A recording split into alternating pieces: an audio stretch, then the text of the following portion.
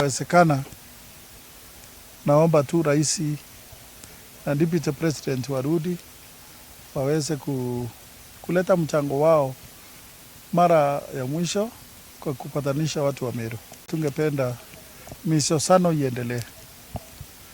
Vile inaonekana ni kwamba MCS wajaridhika na vile Ngabana amekuwa akiendelesha serikali, na Ngabana pia awe mpole, apunguze makasiriko, apunguze kiburi, awe mpole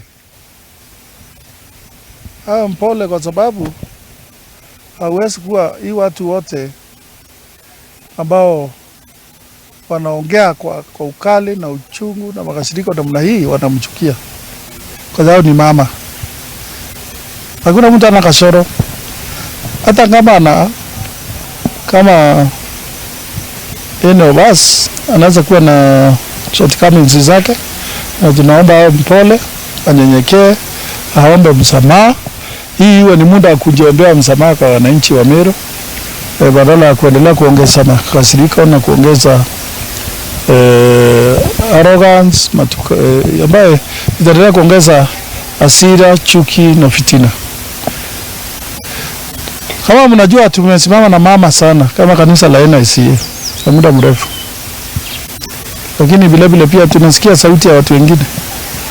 Haiwezi kuwa hii watu wote hakuna kitu wanasema. Mama jiangalia. Wakati wa siasa hata kitu kizuri kinaharibika. Mambo ya okolea hivi sasa imetiwa dosari. Kwa sababu tuliona mahali ng'ombe ilikatakatwa na ikaleta siasa, tunaomba isimamishwe mpaka ile shida kisiasa iko isimame. Kwa sababu jambo jema litaharibiwa kwa ajili ya hali ya siasa ambayo iko kwa saizi. Isimamishwe ili watu wasitake advantage ile siasa iko, waweze kuleta vita, funjo na hasara kwa mali wakati huu.